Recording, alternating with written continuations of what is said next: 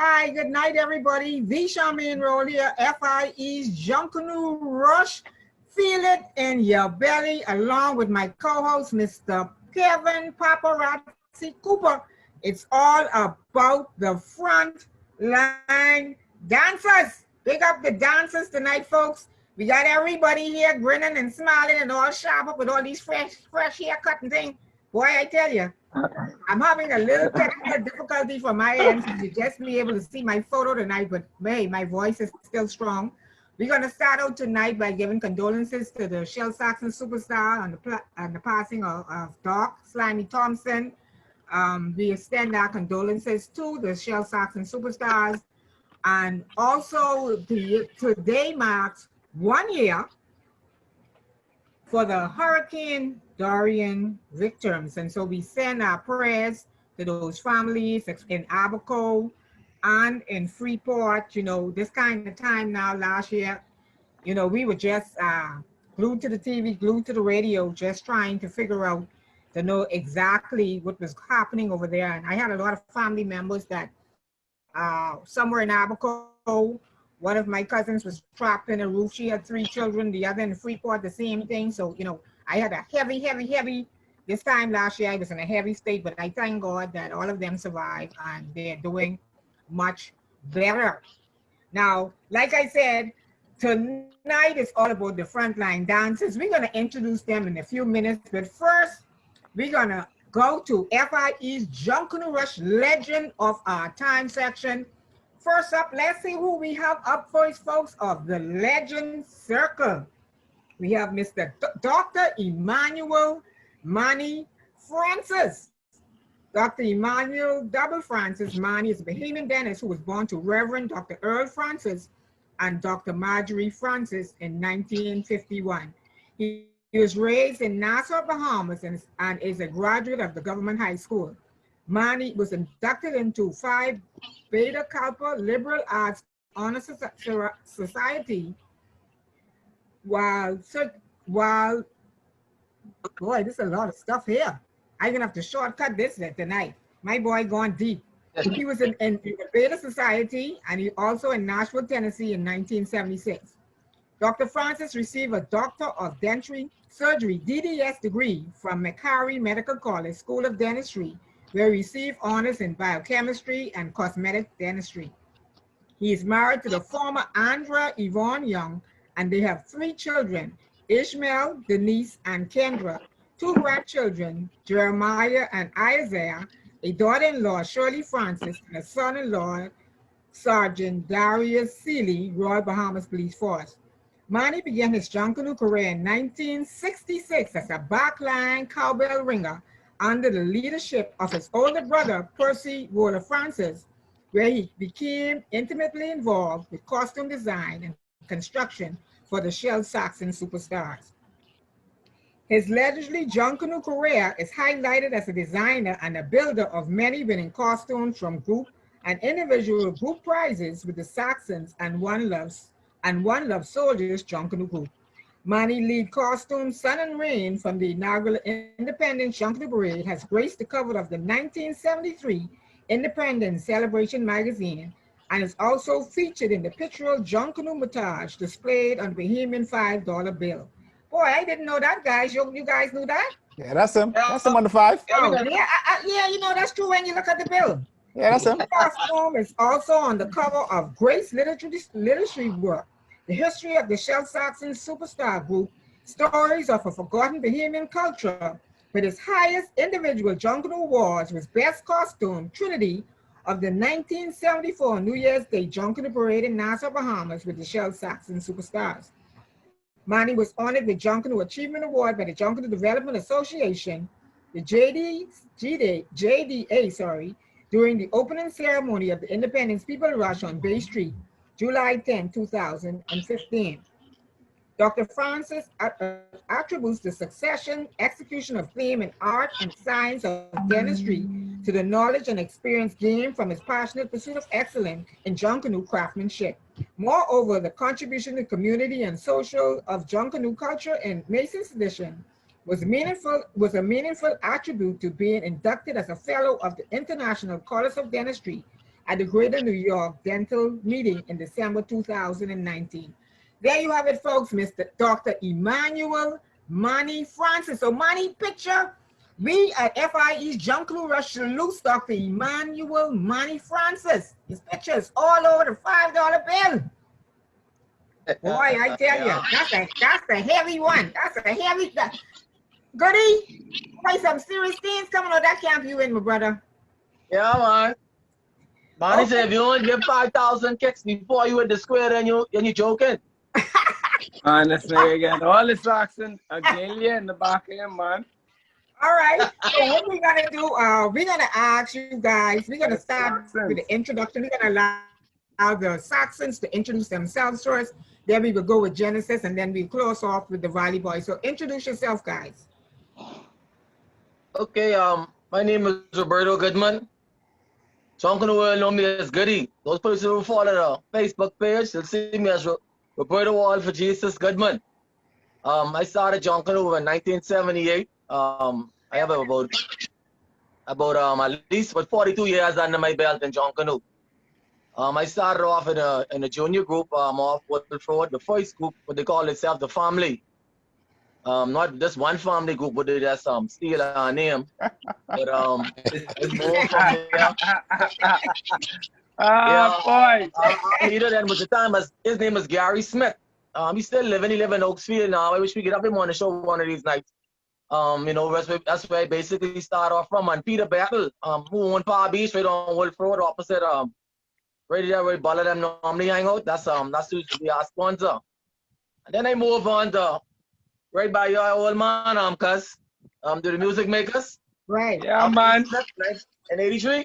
I go on to I the know that. That's why I learn how to pace. The right way is in the Music Makers. You know, if your paper, if your great paper ain't cut by the size of a thread, then you can't pace. It make no sense. You poison like food, like you know, you have Master Food, and you have poison like Food, you have Billy and Reds. That's where they basically came from. All the big Jew, them all us used to be in the same shop together. Around there, right through Milton Street, between Milton Street, the Vogue Street, all in that area, because that's the area where I grew up in. And then from then, I joined the Sox in 87. That's the year we had the education. And then the rest is history. Boy, you sound like a legend. Garrison, you next. Yes. My name is Garrison Moss, Saxons. My resume ain't long like Goody on now. But I started off in 2003, 2004. Been with the Saxons straight through. I left briefly, but I don't go on that because I never rushed. So in a couple of weeks, I was back home. But I came up under Tones, Goody himself too. Gregory, they grow me up in the Saxons, and yeah, that's it. All right, there we go, Genesis.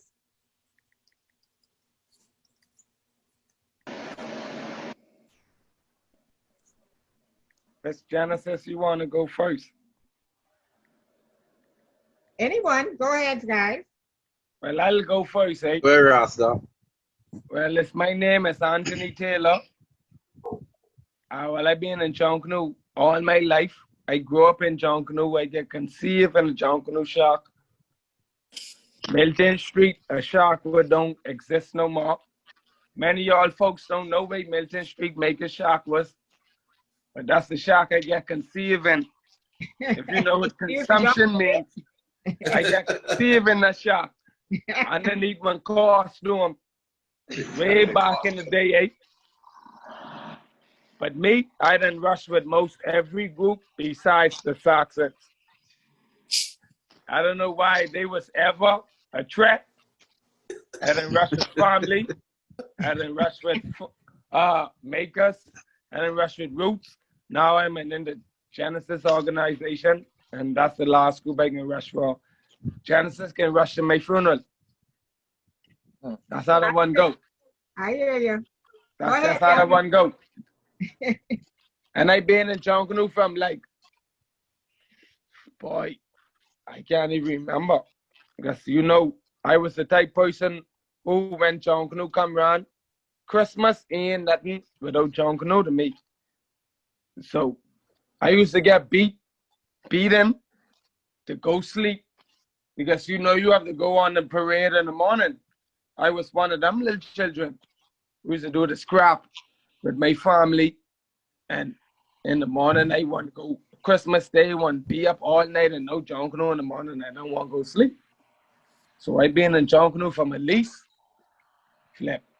87, 88, 89. I can say from there. Okay. Junkanoo is a passion to me.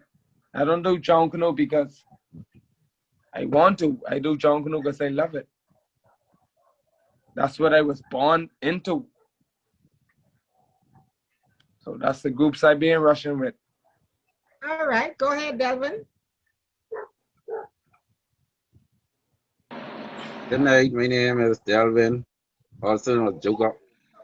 I started off with fantasy dances and followed through Jet Warhawks. That's where I'm currently at the moment.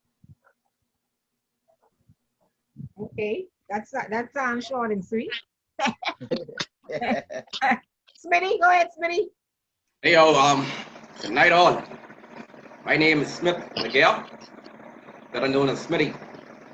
Understand? I started off Junkanoo in 1985 with the Mighty Vikings at the time. You understand? I started off Brooklyn Lane with Leon Roker, and then I rushed for like I said for 2 years with them, and then in '91 I went on to the Saxon. I went with the Saxon from '91 and achieved many awards and stuff like that, after certain categories and all that. Junkanoo was always a part of it, always was a passion of mine and everything. I left the Saxons and went to the world famous Valley Boys. You understand? Valley Boys are one of the best organizations.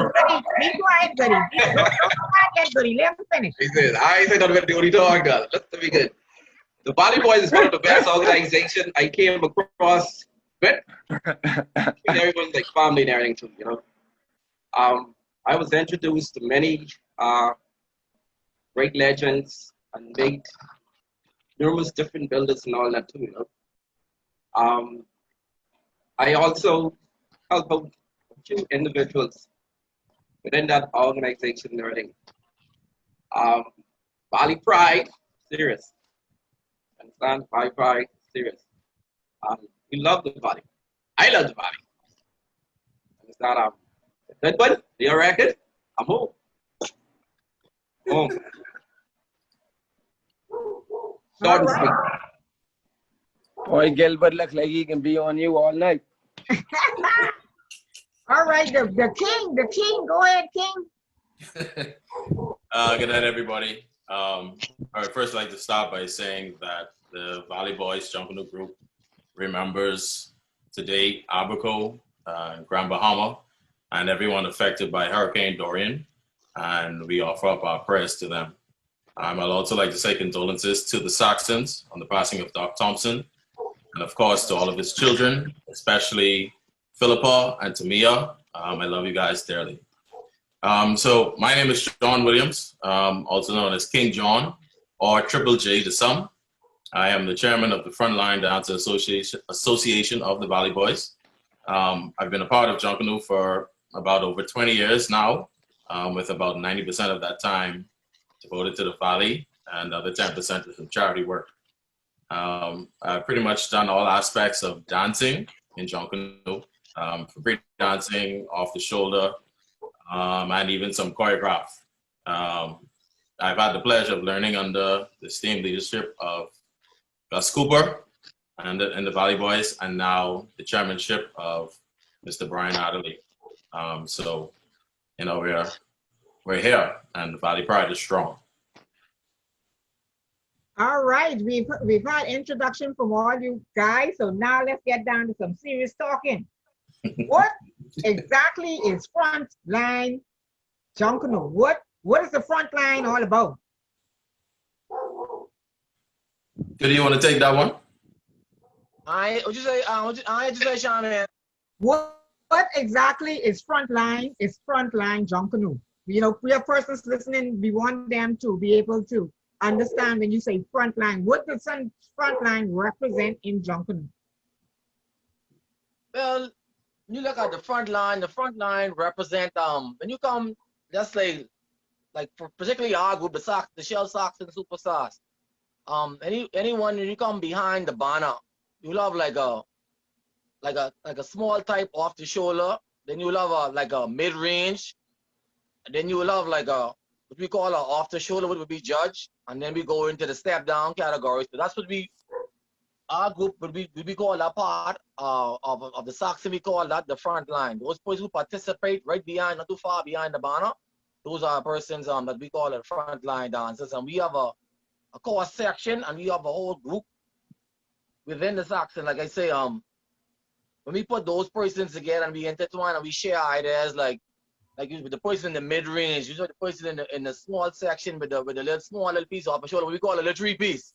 You know, nothing what you gotta put on a stand or nothing like that.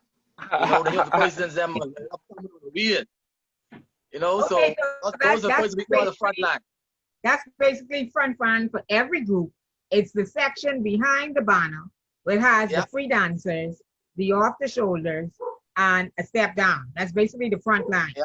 Well, basically, yeah. Well, if you think about it, when you have an army and you have front line, that's usually the first wave of attack. That's the first set of troops that are coming at you.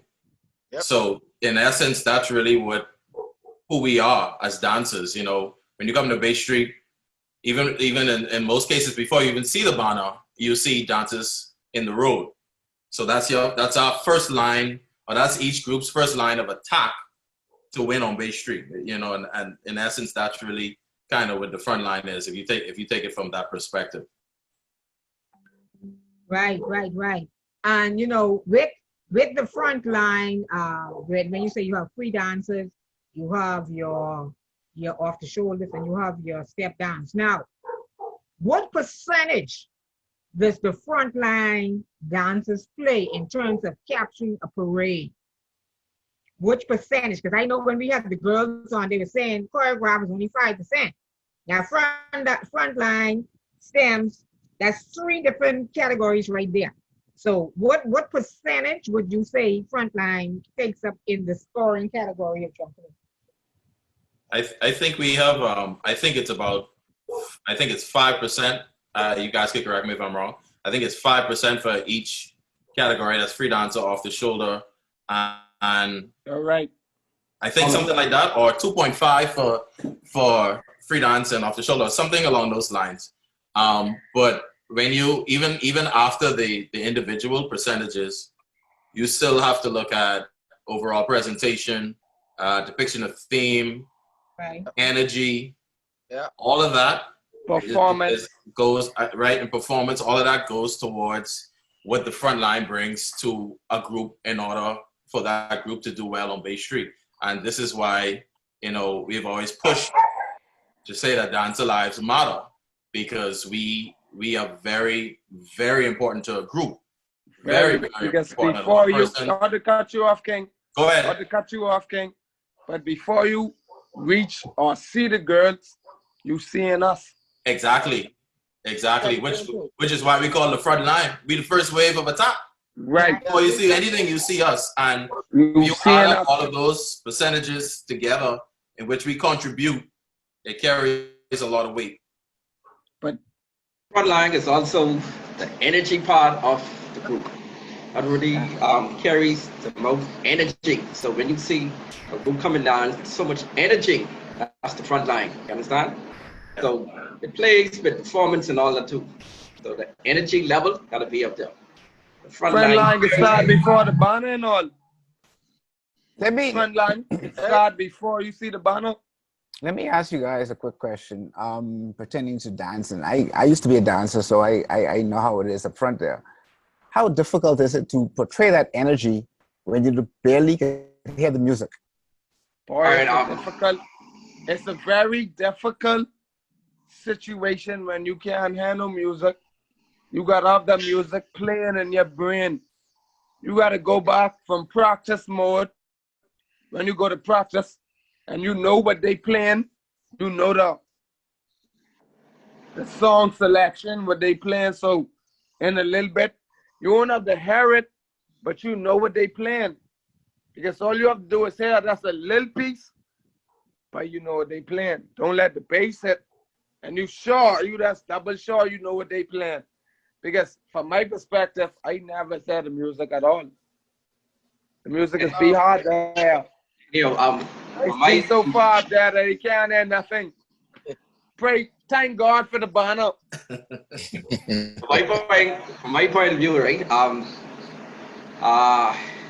The music gotta be within you. Right. You understand? You don't need to hear the music. You understand? You gotta go to the practice and know what your group playing. And when you hear that, you only have to hear a little tune. All you and need, you know what they playing, so you could bounce with the tune. all you need is that rhythm. You understand? That's all you need. Some individual have 1-2 step, some individual have 1 step, some individual have 3 step. But you gotta coincide with the music, whatever the beat is and everything too. You understand? So it's like you have to self-motivate yourself to dance. You don't need to hear the music. You 100% right, Smitty. You 100% right, Smitty. This is another reason why we try to get dancers who we know are way up front to try to find a way to use the whistles or feed off the music of the banner. There's even been ideas of having the music that's actually playing from that group in the back to be projected to the front so that the dancers can hear it. Because I mean, not only, if you think about it realistically, not only is it difficult for us to dance to no music, it's difficult for the crowd to respond to someone who's dancing to no music. You know, you're just sitting there and you're just looking at people just dancing to air. And you have people looking at you like you crazy, but you carry like you crazy. That time you have the music playing in your brain. Exactly. The music is playing in your head. You can't hear nothing. You just going on the music, but you already know you sure they playing a song in the back there. Yeah. And this And you rushing off that. Right. That's why Junkanoo is for Junkanooers, because our love of Junkanoo has pushed us to do a lot of crazy things, like dancing to no music. What music? I didn't have Russian personally. Wait, what music you wearing? What you dancing to? I didn't have it personally. What you dancing to? I can't hear no music. What are you dancing to? I didn't have it personally. Like I say, in the front line. Like I say, you have to be self-motivated. You understand? If you rely just to hear the music for you to perform, then you're in trouble. The whole group is in trouble. In trouble. Understand? So, like I say, the front line carries the energy. Start from the front straight through. And not only do we carry the energy, we carry also the pace. So if you are, you could cause a lot of issues with your group if you move too fast, if you move too slow, if you're not disciplined and you're trying to get back. Oh man, I want to hear the music, and you're trying to go back. It causes a lot of issues. And Goody can tell you that being an issue for years. Hey John. Yeah. What I'm saying, that's like what you and Smitty saying too, right? Is that when you're in the front line, you set the tempo. You set the tempo how the group can move. If the group can move slow or the group can move fast. If the group got energy or the group could be like they half dead. Correct. Yep. Because sometimes I remember some mornings, even like based on some numbers you pick, you say, boy, look here, you come with that, you want to hear music, so you just say you go slouch. Then some mornings, but that music get beat to the back, but you know you're depicting a good team, you say, okay, today, I can execute. I can identify my target and eliminate this track. I say, because at the end of the day, we want to win this parade this morning. So you can set that tempo for your group. Well, Goody, I'm glad you say that because I have noticed many mornings and in the media world, you could tell who win a parade too from the front line, from the enthusiasm of the front line, from the performance of the front line. If you're coming down there, that means you didn't get beat. Yeah. You could tell. You could tell from the front, oh, you blowing one whistle, nobody answering, everybody just moving around, step. You understand what I'm saying? Hey, what was my favorite part in Junkanoo? I mean, like other than pacing and being in the shock and spending all those months, my favorite part is before the parade when you're going around and that's viewing everyone costume and some persons just panic when they might come around and they see John costume or they see costume or they see that boys in costume, they just start to panic. Then some people just have the hardest mouth, so they're trying to cause you to panic. But I mean, I don't have a panic bone in me. I'm always ready to go down and big a battle. You know, me and Smitty. Hey, let me listen, let me tell you about my cousin Goody. One morning I was doing behind the scenes. And I, in the back street, right? I didn't even notice him because I didn't used to seeing him in uniform. I didn't even know he was then khaki by that time. I walking down. This person, hey, cuz, come here, I got something to tell you. I say, what, I on live? You know, this message for Kish Lynn.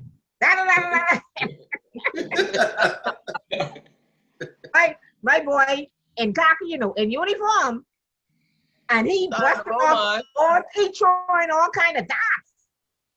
All kind of darts, and that's one thing I love about him, his passion for Junkanoo. His passion when it comes to the front line, because he know he good. I give him props, he know he good. But he can try scare you before you reach the front line. Good, he can try scare you, like he said, coming around, he can try scare you from the shock, he can scare you when you're on Bay Street. So he just brings that energy to the front line, you know, for performance, to make you gear up for the parade. And that's why I have this thing I always say with the Saxons. If you come slunking, the Saxons will rush on you, screw you, run you, everything. That's just the mentality that they have when they come to Bay Street. Correct. Yep. Gentlemen, I can't help but notice the fact that we don't have any females on our panel tonight. And the females actually have been making a valuable contribution to the front line, and they've actually been winning a few off-the-shoulder costumes. How do you fellas feel about that? And if you want to expand on that, especially in the Saxons, because the Saxons, boy, they got the females. I can expand on that right now because I remember when the Saxon was going through a little turmoil and. Oh, you mean that time when they say Saxons and Vincent Shirley Street change? That one, that turmoil there. Hey, Shami, they say in 1996, we'll get it fixed in 96. And that's when we start, when Tones really, he started up with the Academy boys, and we start upstairs through Roscoe on top of that. And we in the place up there by Lipstick Building. And we start off, I think that was when we bring creation. I think Smitty was still with us then, we bring creation, and then the New Year's we bring the celebration of Mardi Gras. And then the following New Year's, I think we put off three straight parade. And we was going for 4 for sure, and then they started crying. But if you remember, Krista, that's Stone's wife, and Angelique, I think Angelique was now with Genesis. She was with us. And then you had persons like Indy, Maki. So there's going like 1, 2, 3, 1, 2, 3 straight through. There's basically running that the front line section. Yep. Well, Ricardo Goodman, I remember in 96 or 97 when y'all get them 3/3 and them 3/3. Y'all get 2/3 and then come back and get 2/4. That's when Tones and Kool-Aid was running the group. Cause I been around pretty long. I may look young, right? But I remember that morning. Oh, we can let them run the group. Fellas say, I can pull back. Y'all will run the group. Run the group.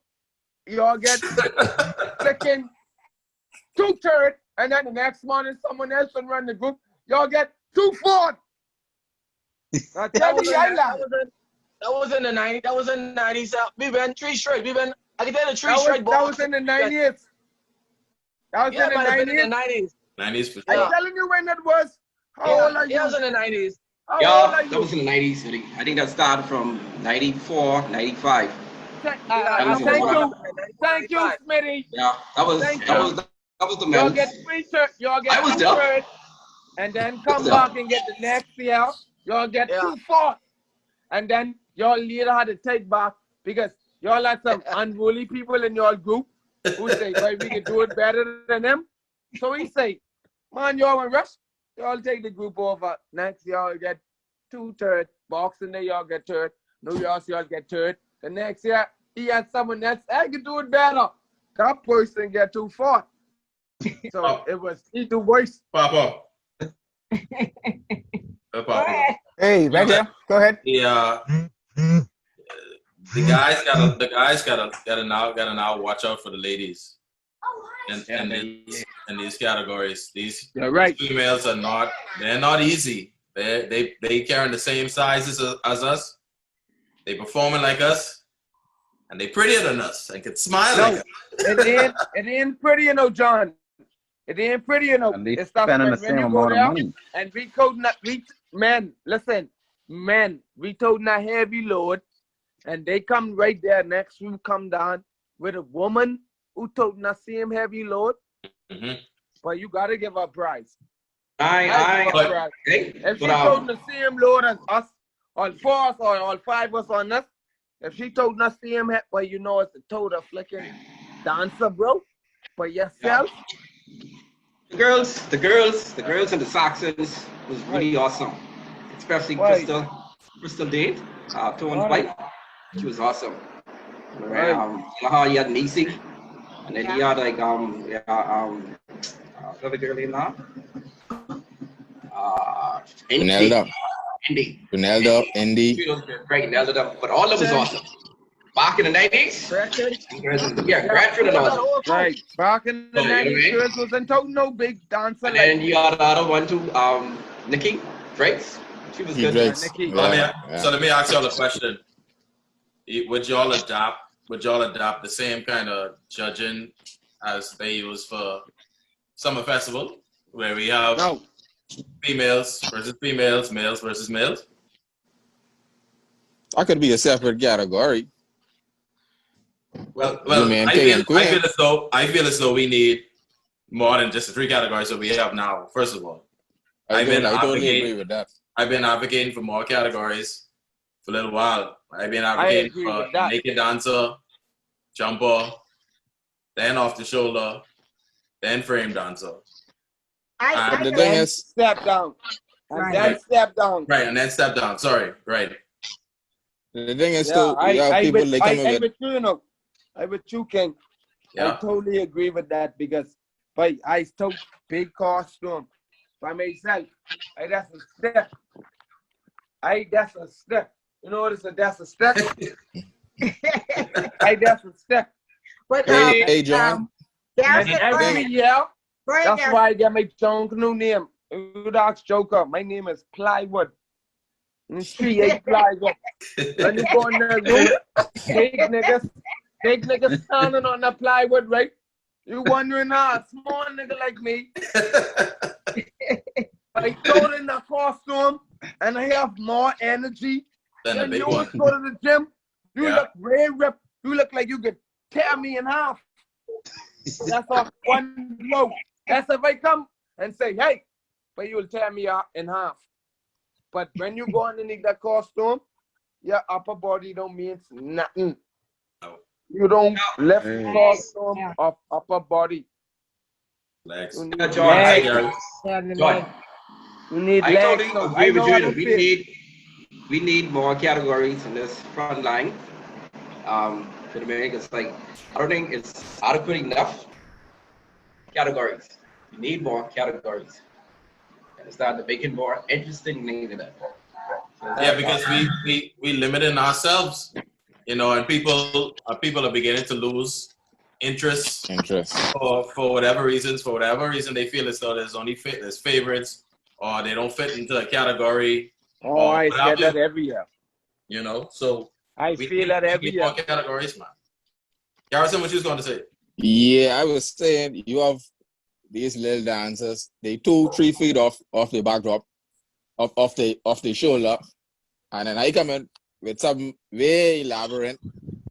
And I do come real man hours in my craft, and other people they do their costume in 1 week and they hitting the board and winning. Hey, they ain't do nothing. You know? They gone to Johnny, round the corner, and tell Johnny, hey, I get $200 pays this for me. And then they get their little decorating team. They ain't spend an hour. They only come in there to that's for y'all doing that right, eh? But that look good. They ain't do nothing. They ain't do the man hours me and you might do. Because I feel from recently off the shoulder is probably the most inaccurate judging. I'm telling you, system, I believe the you. most inaccurate. Because I ain't seen nothing would deserve to win. I think recent past years. I think all are inaccurate, if you ask me. I think all are inaccurate. I think all are underpaid. I think all are underappreciated. I think it all. I mean, and I know y'all agree with me. Yeah, I agree with you. I know y'all agree with me, man. And then you have some, watch this. Yeah. You have some people, like once you then up there, and they say up there, when they come and say, but let's say, we ain't on the roots in your roots lining up, but let's ride down there. Let me see how Tony look. Let me see how flicking your boy look. Anyone else being want to see no one else? From you get a name, because ain't no one know in this chat right there. Only one person know me, and that's Joker. Yo, I don't know Goodman. I don't know Smitty. I don't know John. I don't know them personally. I don't know, and none of y'all. But I still dance, and I've been told dancer from almost 02, 03. I've been told dancer. I say, born in Junkanoo. I grew up in Junkanoo. The only way we can ratify this problem right now, right, this issue, is I think we need to go back to prejudging. You understand? I appreciate. I agree know with much I love prejudging. Have to go back. Deal not only for the lead costumes, but dancer too. I agree with that. We need to set a time frame, whereas step down, off the shoulder, and the naked dancers have to be on display at a particular time. Probably and that carry 50% of your wife. I was down with you by Smitty. And then performance take the rest. 30% will be performance. Performance take the rest. How you interact with the crowd and everything too. Get the crowd. Yeah, because you know, not to cut you off, right, Smitty. You know that some costumes just don't be structured right. French. It don't be structured right. So it may be the prettiest costume out there, but the person who took that costume can't lift that. So how does it win? If he have trouble lifting that. Performance. Yeah, he ain't performing, so how we win? How we win? Mobility and engineering. Right. How we win? If he have trouble lifting that, toting that round, how we win? He might be the prettiest on day, but I don't know, but you gotta perform to me personally. I think the committee need to implement a prejudging. I down with you, Smitty. Yeah, if you don't finish, if it ain't big for the naked dancers, or the thing I'm right, or the little small jumpers thing, let it be for the lead costume, off the shoulder, and step down. Step down. All right. So listen, Anthony, you take it over as the host now. Let me have something to say. Let everybody try to talk first, and then you can listen before you interject. So now, but you know, I ain't got no lineup on my mouth. The rest of them can tell you might know me, but this just how I know. So listen. Caution. You know what? Anthony has that energy. I know him from just seeing him on Basically, and I know he's moody, and I know he goes motor hard and he's good. I know he's good. That's my passion. I love Junkanoo to death. I just had a statement on Facebook where he say, hey, if you was my friend, tell me what they love the most. No one win yet. Yes, no one say Junkanoo. No one win. They say, my children, you like to smoke, you want to drink, you want to do that. No, but no one say, but you love Junkanoo. If they just say Junkanoo, you win. I say, Marty, you know Junkanoo this year. All right. We spoke about having the different sections judge independently when we spoke about the architects on one of our, we spoke about it being pre-judged. Now I know several years ago when I was in the judging system, that was the first year they actually did the pre-judging. And that particular year, the pre-judging was done downtown. They had a tent set up, and where the costumes were set up underneath the tent, it was judged there. And then it was judged on mobility and other things on Bay Street. I feel pre-judging should come back. I don't know if it's such for free dancer, but I feel like off the shoulder and step down and lead should be pre-judged. Because it's been too many times I have seen off the shoulders winning certain categories, and I don't know for the life of me how these persons are winning off the shoulder. But now, don't forget this now. I want you guys to know, as my experience as being a judge and also being in charge of the judges, the problem is if one mistake is done, a judge could perfectly do everybody fine. And he have everybody lined up correctly to say what they're placing. But if he makes one mistake on, say he's doing 10, and he makes mistakes on 1, that means all 9 which he did correct is now thrown out. So there you have it, sometimes just 1 person or 2 persons out of 10 judging a whole category. Well, Charmaine, just the slipping right there. Notice what you say now. Supposed to get thrown out. Yes. Now, I've been reviewing the scores the last couple of years when they're sent out, and first of all, that don't always happen. Okay, when you said the last couple of years, how long?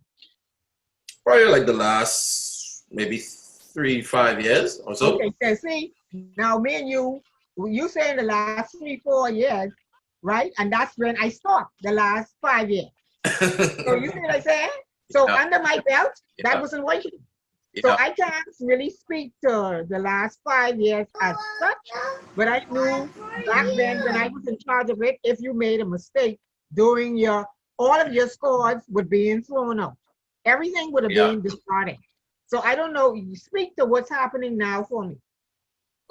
What's happening now is definitely not that. Like I said, when I look at dancer scores, well, the first problem is I've been trying to work out how to get the total that they get since I started reviewing scores. Honestly, because I don't know what type of math they use, but I know it ain't average. It ain't if you judge by 3 judges, add it up, divide by 3 or whatever, you get your score. I have no idea, and I've sat down with people to try to get them to work out, to look at Smitty scores, and this one, you have 80 here, 90 here, that here. And when I get a score, it ain't the score what it's supposed to be. And when they work it out how it's supposed to be, according to whatever formula they have, it's not the score that's on the paper. Every year since I've been looking at these scores, and that ain't just in the Valley, I'm talking about straight across the board. Because I look at every group score, so I don't want y'all to think anything about because every group is get a copy every other group score. Yeah, because it's come on one spreadsheet. Right. The score's always wrong. I still waiting on them to show me how they get the total scores for dancers. I have no idea. Honestly speaking, I have no idea. I don't know. Goody, you can tell me how you get the score? I don't know myself because I look at some scores and it appears some fellas don't even don't make the whole lap. Like make all the laps, like the first lap, maybe down Bay, and then they come maybe down Shirley, then they miss Bay Street. Then you might put in the 3 laps and you realize the fella percentage higher than yours. Exactly. And I have had situations where you have persons who, you know the lineup of the group. So if Smitty and Goody dancing on the side of each other for the entire parade, why is it Smitty have a score and Goody doesn't have a score if they next to each other the entire parade? I don't understand it. How you miss that? John, let me make a statement. Can I make a statement? Yeah, man. Go ahead, Andy. Go ahead. Watch this. I done been rushed with people, and they only make one lap. Notice one lap. Gatorade bend. You can't see them no more. Go no on. Shirley Street. No flicking bark on the flicking Bay Street. But they beat you, and you rush 3 laps. 3 laps. How they beat you? They didn't even come on, Shirley. How they beat you? I don't All I know. can And say you is, rush Shirley, mystery. and you come back on Bay Street. How they beat you? Wow. They cost them still park up flicking by Huffers. They ain't move from Huffers yet. Boy, I- I can So tell Andy, you. you saying the scores are being placed in, and the person in rush the second lap. That's what you're saying. Yeah, No, that- let me hear you. yeah, man. That's been Ah, proven. Miss Boss Lady, I talking what I didn't see. They Wow. ain't make it on Shirley yet. They costume rush from there to the end of there, and that's it. They never go on Shirley. They never come back on Bay Street. But they beat you. You done gone back up on Shirley. You done come back up on Bay. But when in the morning, you had they beat you. But how they Yeah, but beat you? see, And then that's what I don't understand. That's what I don't How they understand. beat Because you? are they throwing out that entire lap No, of everybody? no, of course not. Wow. They ain't throwing it up because they getting the score. They getting the No. scores. See, okay. They missing the laps, but they getting the scores. That's what Anthony's saying, you know. Wow. Anthony is saying they don't have the score there because they went home. He's saying they went home and they get the scores for second and third lap. Yes, right. But they getting a score if they costume park up in the front of Huffers. Now, Charmaine, the next problem that we have with judging and Junkanoo and dances, if you have 7 A groups, well, technically 5, because 2 really don't like to come for whatever reason. But let's go with 5. Yeah, we go with 5 strong A group. And you have about, I'd say a minimum of 20. Let's use free dancers. We know it's more, but let's go with 20 free dancers per group. That's 20 times 5, and really only about six people judging those 100 free dancers. Now, this ain't a stationary thing where they guaranteed to see everybody. No. They moving around. So you have a problem. You have a situation where you have insufficient judges as compared to the amount of dancers. So that's another thing what causes people, because if Garrison dancing on the side of me and the judge in front of Garrison, notice I even say the camera, I say the judge in front of Garrison, I ain't going past Gary. I slowing down Right. because I need them to see me. Right. So now you have another issue. So I don't know how we're going to solve this. I don't know if we need to have a section of Bay Street where you have stationary judges to ensure that everybody is judged, and then you have the other ones just moving around to watch your energy and whatever. But we need to find solutions now for that sort of thing. And But then, I know, Johnny, back in the day, even with the off the shoulders, okay? You say you had 5 judges doing off the shoulder. Okay, you know, each group is up with 40 off the shoulder, say with 30, let me say with 30. And you gotta pick out your best 10. You gotta pick out your best 20 first. And then out your best 20 there, you gotta break that down to 10. And then from that best 10, you gotta break that down to 5. So imagine you got 5 persons, gotta go from 30 to go to 20, they bring it to 10, and then get to 5. And you only got so much seconds to do that. exactly. I know. Okay, so we had like an off the shoulder back when I was judging. You had 5 persons doing off the shoulder.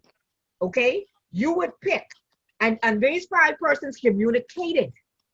Okay, you break down from your 20 to your 30 quick.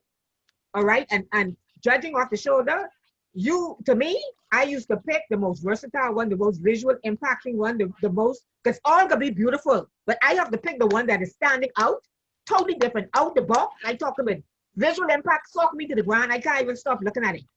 Then I detail and I go in up closer on it to make sure that the construction is properly. I gotta make sure the lines is, so it is so much entailed when you're doing an off the shoulder and a step down. That's why I am saying these things need to be done. Shaman, let me ask you a question. Shaman. Oh, sorry. Go ahead. Go ahead, Goody. Go ahead, Goody. Yeah, Shaman, I want to ask you a question. Since you say you were a judge at one point, this is what I try to figure out. Okay, let's say my group picked number 1 first, and you judging out the first 10 on my off the shoulder personnel. And here it is now is that you trying to judge me with 100% now, right? So here it is now. Let's say you might give me 90. You might give me a 90. You might give me a 90 and give the next fellow on the side me and give him a 95. But you only see John yet. You only see the other groups yet, and you realize the medal. So John them look better. Let me tell you that, buddy. Let me tell you that, buddy. Always leave room for cap. Always leave space. This is how I had to I taught when I was there. You have to set a bar. Even though the score is 100, you have to set a bar. My bar, I was rough. They called me Judge Judy. My bar was 70. Okay? So 70 was my 100. You understand what I'm saying? Yeah. 70 was my 100 in my book. So if you would look dead good, you was gonna start out like right under 70, right? So that means I have space to go up and I have space to go down. You understand? So right then, I mark my bar at 70 because I can't give you 100. So my best person was gonna have be ranging between that 70 to 75, or you going under 70 down. I ain't gonna ever give you a 0. I gotta give you something for effort. I ain't giving you a 0. So 20 was my lowest there. I can give you that 20 for effort. So because I can divide it up in 5 to make 100. This is how I used to program myself to think. Now, when you first come with the gate, okay, if you pick number 1, all right, I know it's more to come behind you. My common sense could tell me, listen, you got to set a bar. I can't just say, okay, and guess what, go use my family. If I say, oh, that's my family, I need to give him 100, or I need to give him 90. I can't give you no 90. You getting treat worse than everybody else, because as far as I'm concerned, you know the rules. You know what I expected. And so, you know, I come at you harder because I know you're supposed to know what you're supposed to be doing. And so I start out at 70. I have to teach them, set a bar. When you set that bar, then you can go up or down. And remember now, each sheet of paper used to have triplets or copies, so carbon copies. So when you pass your sheet in, you have something to go by to know exactly what you have already in your mind. Because you remember, you have to have a photograph mind too, to know what you have already judged before. You understand? And so you, right then, I used to set a bar to say, okay, 70. Goody come out first. Okay, Goody, let me see what you're saying. All right. Goody look a little good. Let me rest him down on 65. Johnny come down next. Johnny perform a little better, smiling a little better. The thing, okay, Johnny, you get 167. All right. Garrison come down. Garrison slunk in this, that, and that. All right. Now, Garrison said, you got to show me something when you come back around again. If you're coming back around the third time, remember now, because you go up 1, down Shirley. I ain't gonna see you on Shirley, but I can see you when you come back Bay Street again. So you then have time now to make up on your next score. If I've given you 65, you got to make that up on your third go round to go higher to make the 70. So you understand how I used to do that. Now, I don't know how they do it now, but I always set a bar. You ain't getting no 100 from me, and you ain't getting no 90. That's all the question. I on 75, and you might reach the 179 because I don't know who coming. You understand?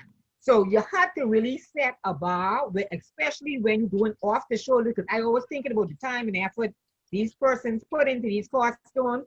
They say no Junkanoo in the bag where you just go one day and you throw something on it and you come out there and put all kind of different things on it to hide all the different things. I think about all these things when I judging you, because I looking at the lines in your costume, okay? I looking at your coloring, and I looking to see where plenty glitter is, because that means that's a space where you miss out and you ain't want me to see that. See, that's how I take it. What? Not to cut you short, right? Not to cut you short, Shaman. Hello? Shaman, that's you, right? That's you as a judge. What I'm saying is that what would other persons do you all before when they have the What you go No, on but the little that's class what I that you tell are you I going train for? them. That's how I train them, buddy. I train them to set a bar. Well, I'm saying, do that still happen? I Because don't can know. show you some score. I can show you some score sheets where first lap, some people who come out first or first or second in the 90s hard. 90s and 100. Some get straight 100. Right So, away. hold on. But see, Question, I Shammy. don't know. I don't know what the standards now. That's why I tell Johnny you have to bring me up to speed. Because I don't know what are the standards now in terms of even if persons coming in, basically the person who doing the training should be able to set those kind of standards to teach people, listen, when they come in out the gate, if you give every group 100 where you got to go, or how do you give a person, if they playing the horn, they know how to play it, and I give them 100, how I can teach them to learn how to increase in their playing if Yeah, I telling them they sound good right off the top. Charmaine, I've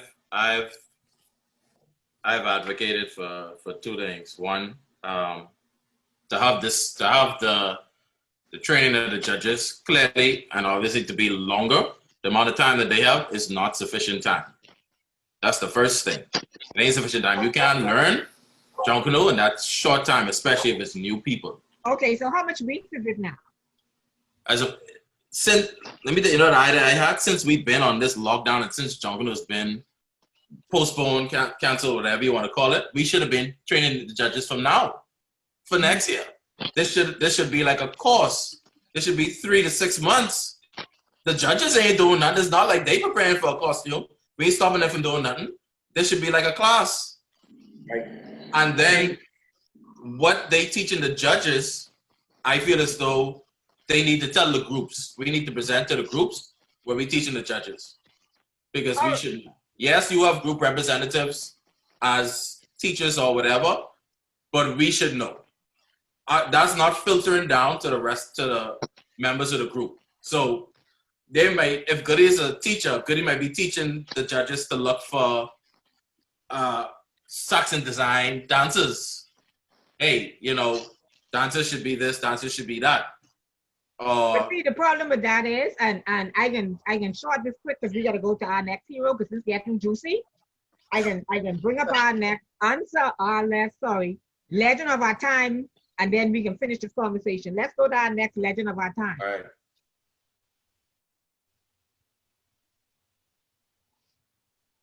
Our next legend of our time is a lady, and her name is Angelica Roca. Angelica Roca was born in 1987, April 17, to the proud parents of Larissa Roca of Hatchet Bay, Eleuthera. She's the mother of three, a business owner and fashion designer by trade. Jelly, as she is affectionately called, is a very active member in the community. She is the president of the Village Boys Junkanoo Group and an active member of the Hatchet Bay Festival Committee. As a father's child, Junkanoo is in her blood. She takes pride in being the lead dancer, instructor for all sections, as well as the head costume designer. When it comes to her views of culture, she believes that Junkanoo is life. There you have it, folks. One of our legends of our time is Angelica Roca, and she hails from the settlement of Hatchet Bay, Eleuthera. So we are not just honoring persons that are in New Providence. We're also doing family islanders because a lot of times we just like to hamper Junkanoo around New Providence. But there you have it from Eleuthera with Angelica Roca. Sponsored by Bahamas Welding and Fire. So now, Johnny, that was really hot. We was getting hot there. We was getting hot. So let's finish talk about this now. I agree with you saying that we should be training persons now. See, the thing about it is because it has been so controversial over the past couple of years, a lot of persons are really easing off from stepping forward to pay tribute or say to be a guardian of this culture that we call Junkanoo because of all the unrest that happens in the scoring system. I knew when I was there, I used to start recruiting people to Junkanoo over January 1, January 2, I used to start recruiting persons. So by September, I had at least 200 to 180 persons to fill a pack room. So I know by time as we really get into it, 20 of them may drop out. Then my numbers may drop to 160. And then if we do the exam, the numbers will be around 120. So that's how I used to do it. Now, here now, like I said, because we have so much unrest and so many, every year we have this thing, they rob us. But you know, we have a lot of people with passion who are willing to take the time away from their families. It used to be a course starting in, say, September, and it's over December. And then we had a lot of persons coming in from the different groups coming in to really teach the courses. One of the things I made up when I was there, it was called Code of Ethics.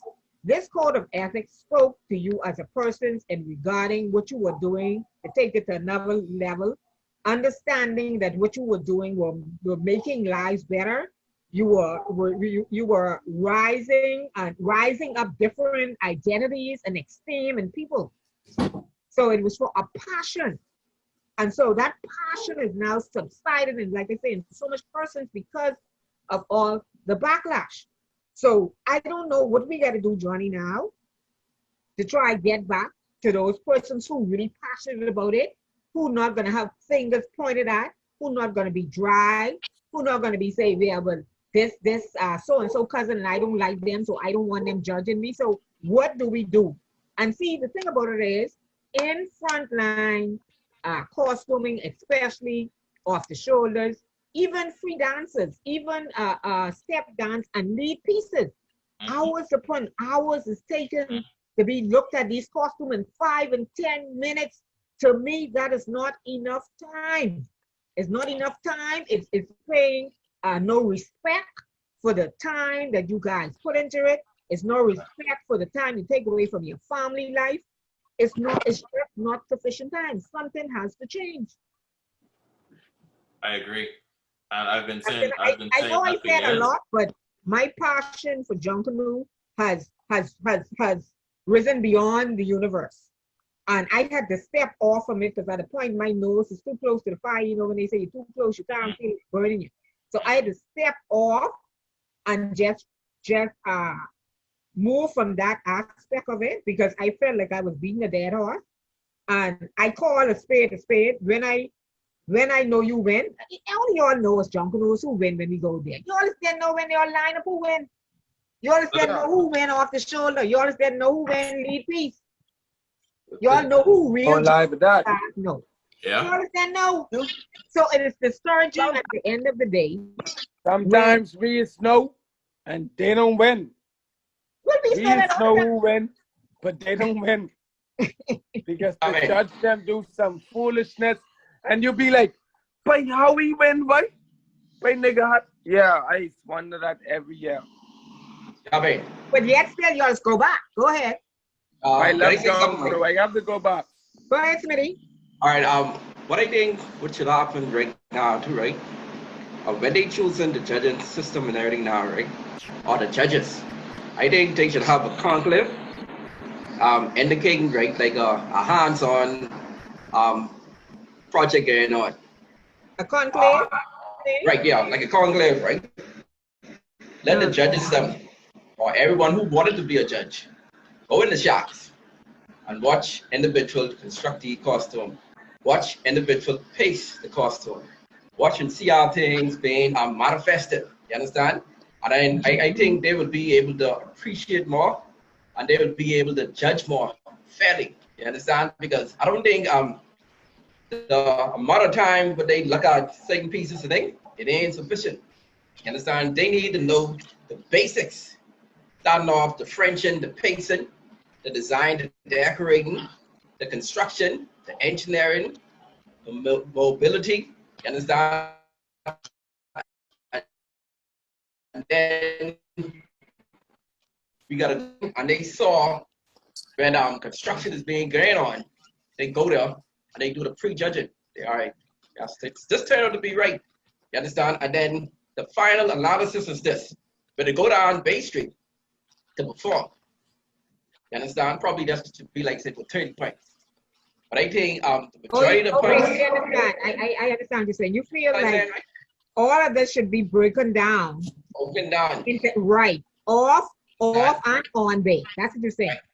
Right. So Now I technique know of- what I did too. One of the things I did is we conducted simulations where we allowed them to pace, we allowed them to construct, we allowed them to build costumes, to do a dramatization, to do say like a theater, and you got scores for doing that because that means you were put in the element of a junkanoo to know what they went through to get to base. Now, that's a good idea. That's a very good idea. You gotta select them early. Right. You gotta Now, select them Smitty. early. You But can't how make do them you like say select them? 3 How do Now, weeks. Smitty, let me ask you this question, right? Let me ask you this question.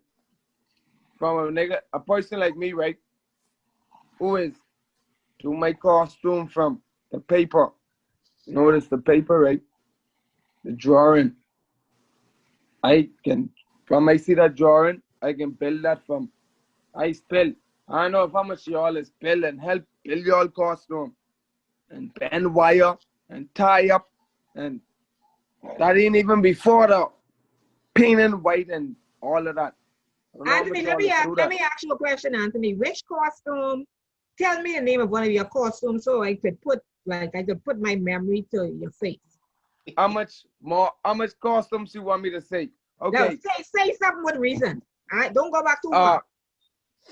I can go. That's from what my boxing they costume was. Joko would make costume the name.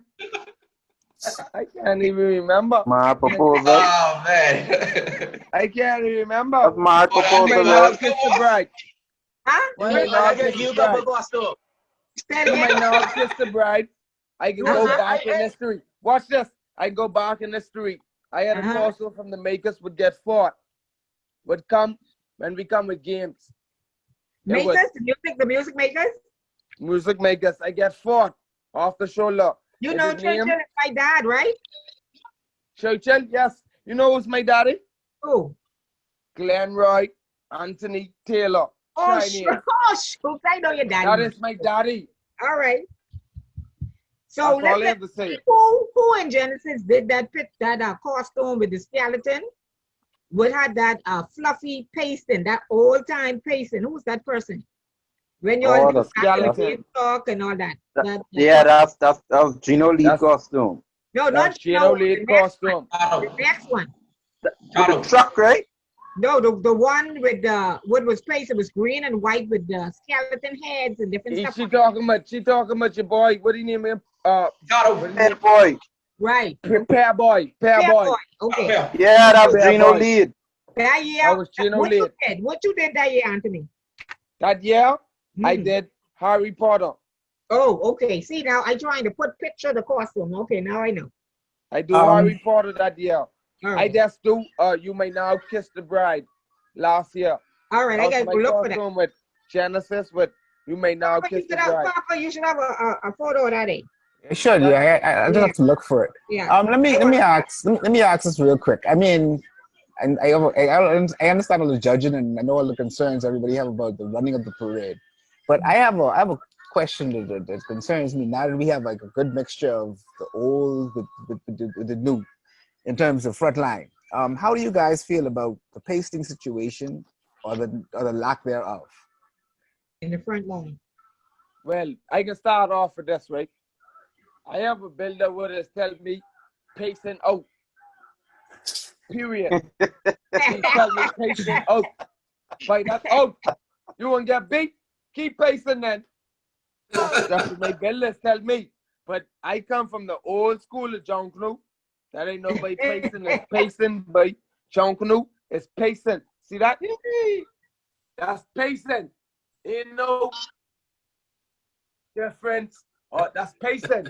Strictly paper for paper, lay for lay. You know, that's pacing. But my builders tell me something like that, it'll get beat every morning. But And I didn't see that person. But I didn't see that personally. That the judges don't respect pacing. They rather see The shining, question is, what is flicking, decorating. They don't respect pacing. They ain't about, but they know how long I been pacing this thing. Nigga that's come there one day and finish the whole side when they been there 2 months trying to pace the side. I'll say this. I'll say this about pacing.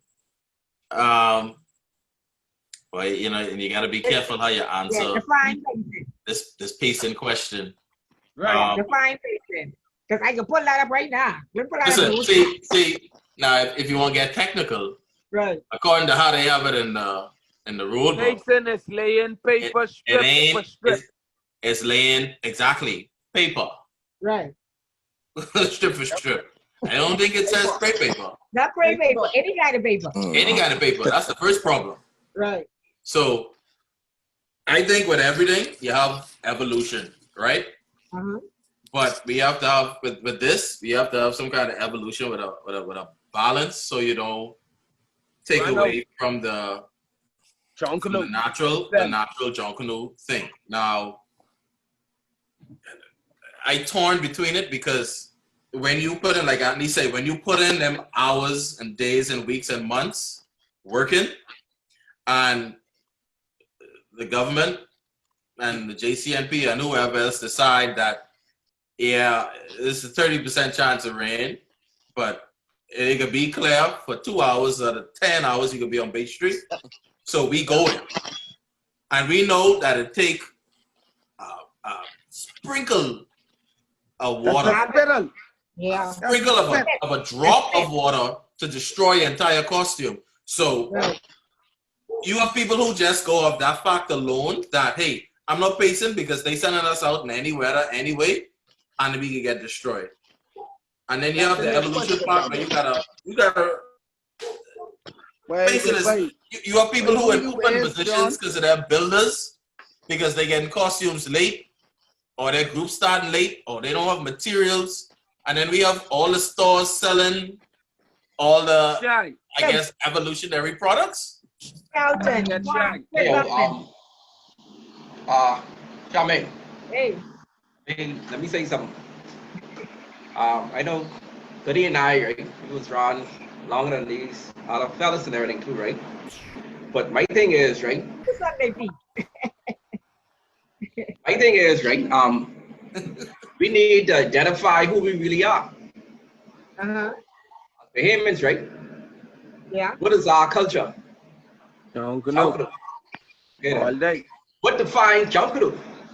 What craft, what materials to be used as Junkanoo? You understand? Yeah. You know, Junkanoo is moving the times and everything too, right? And then they have this thing in place, dealing with costume. Costume must be what, 70% or 75% pace? 30%. Yeah, you find, Smitty, you find me the judge who can define what 75% is. Thank you, John. I appreciate you. That's now, because John. I will tell you, Smitty, I will tell you, I will paste the entire back of my costume, and technically, that's at minimum 40 to 50% of my costume. 40, 50. Yeah, I know that. Yeah, it is. If I paste my hat and my skirt, which is included in my costume, right, I done not 70. Yeah. Right. You know, that's something. Like I say, that's the reason why, like I say, whoever you choose the judge, they have to go in the conclave and see how these things is being done. You understand? And then we gotta have pre-judging. All right. But listen to this. Listen to this. I pulled this up, guys. I will read this quick. Pasting is the process, activity, task of covering a costume as defined in these rules of costume by applying, fastening, laying crepe paper, newspaper, any other paper which has been cut, sliced, fringed with an instrument to the surface of the costume with glue or any other enhancing. What did it say after crepe paper? What did it say after crepe paper? A bunch of foolishness, John. Newspaper. Any other paper. Any other paper. It does say a bunch of Any other foolishness. paper which has been cut, sliced, fringed with any instrument to the surface of the costume with glue on hands. So, so you know, there's any other paper man, right? Yeah, anything. That's the thing, right? Shine, That's the thing. prism, anything. That You means could- I could go there and get the almond tree leaf and Yep. cut that up and throw it on my costume. That's ready to go, babe. That's Well, fake Yeah, but thing. that's that. I've seen that what you're talking about in a lot of the old islands. They use coconut bark. They use grape leaf.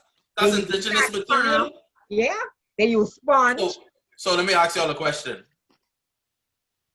Someone like me, like I believe in the pacing thing, yes. But again, I also believe in evolution, and I believe in people getting not being hurt or whatever from their time and sacrifice and money what they spent. So we have, I don't know how much parades we have a year, right? You got Labor Day, Independence, Fox Hill. That's 3 parades. Right. We could simply Feel the rush, not feel the rush. and Summerfest. Summerfest. That's what 4. they mean. Right. We could pick all 4 of them, or 2 of them, or 3 of them, and say, pays for those parades. And Boxing Day and New Year's, just based off time, money, and weather, work out a 50-50 for that. Because at the end of the day, like somebody say, yeah, we know what defines our culture and what defines Junkanoo, but it started off with newspaper. And I'm pretty sure they argue about crepe paper. Yeah. And then you added glitter. And then you add decorations. I'm sure they argue about adding decorations and saying that ain't Junkanoo. Then you add the brass. And then scrapers. All big. Everything is get out. Scrapers. As long as we don't get to a point where we are strictly cloth and eliminate cardboard and that sort of thing, then I think we, but we got to look at Boxing Day and New Year's and in a different way. The mere fact that it rains absolutely every year. Every year it rains. Every year. Oh, you know, Marty was Boxing Day. Boxing Day going right. We trying to set up my step down. That's the one with the big horse. The bottle is not yours, it's the Lord, right? And we was in the front of Dunkin' Donuts, and I mean, they didn't say the parade was going on. And I mean, by the time as we done set up, like I mean, and all the crepe paper done drain on from one portion to the next portion, and and all the colors. Still window. Still window. And see, Goody, that's the problem, Goody. Hey, John, that's why I asked myself. I said, does it work this? Does it work to take my vacation and spend plenty weeks in the shack and to come and space less than half hour? That all that is deteriorated and damaged in the space a couple minutes. Yeah. So I say, I believe you. We have to revolutionize Junkanoo. Yeah, we back in the day. I sure, and I keep telling people, I sure if someone give them a 8-track tape or and paparazzi could chime in. If someone give me one big 50-inch flat Zenith TV now, I don't want that. So everyone gotta lock it down, man. Everyone want everyone want a nice phone. So technology changed. So now we have the Corex. People using Corex, which is waterproof, right? We have different type of material you could use, and you could print out some of that and all, and get the same texture, you get the same design, and paste that the same way. But that's waterproof. You could spray water on that all day, and get the same effect of what crepe paper can give you. We need to do that then. We need to do that. And again, like I say, it's starting to make sense because, like I say, every year, Boxing Day and New Year's, it rain every year. If it don't rain on the day of, it rained the day before or the hours before. Yeah. And behaviors don't understand that. Okay, it ain't raining. Why y'all ain't rushing? It take us a day to get to Bay Street. It take us a day to get to Bay Street. It ain't as simple as just popping up and saying, "Turn on a shirt and you coming." People don't understand it's a 3-day process. Take a day to get there, a day to rush, and a day to leave. Yeah. Well, so that means I lose Christmas Eve, I lose Christmas Eve, Christmas Day, and Boxing Day. So y'all want me lose all them time with my family, my woman, my partying. I must lose all that, and it rain, and I lose, and I pick what? Okay, I'll be serious. Come on. Johnny, let me share this. My brother watched you guys. Dad did his costume. That was the most beautiful costume he did. for Boxing Day with the lion, the tiger, and it was just me. It was beautiful. That's one of his best pieces I've seen in a while. And I wasn't on Bay Street. And let me tell you something. When I heard when you guys had gone down and did that first lap, and when y'all was through Elizabeth Avenue, the rain totally destroyed everything. Everything. And the good thing about it Everything. is he has pictures for that. And that's the only good thing about it is everybody who rushed that first lap going down, I felt for Genesis when I saw some of the pieces that they had, and they was in the road, and they get stuck. All right, no, but that colors is run from one color to the next, to the next, to the next, look like garbage. So we caused me cry that morning. We have to find some I cry, babe. different way of putting lacquer. What it is? They use lacquer before, right? Yeah, lacquer. You still use that. Yeah. Okay. I mean, you know when it's a strong chance of no rain? Labor Day, Independence Day, Folks Hill, and Summerfest. Now, it's rain. No, John. It's rain. No.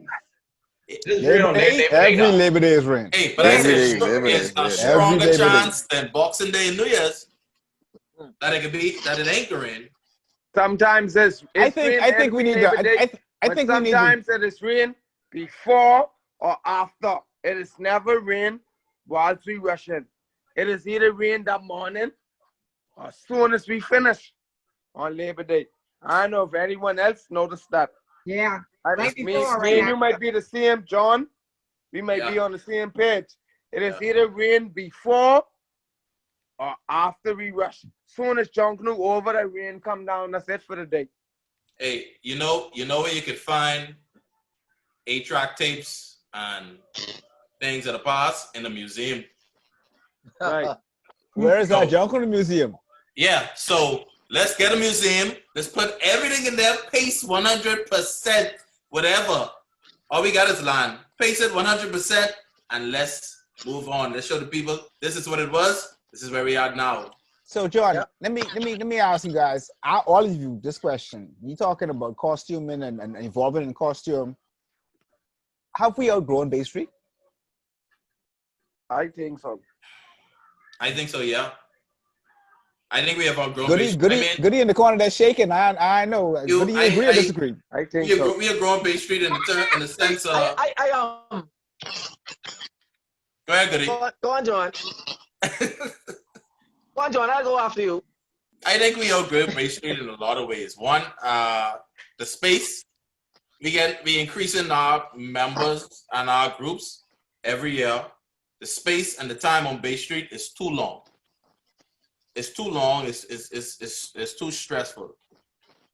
Just getting costumes down the Bay Street with the trailers and the this and the that and jockeying for space is a problem. You're dealing with now outside the lead costumes and banners. You got step downs, which are the same as banners and lead costumes. Yep.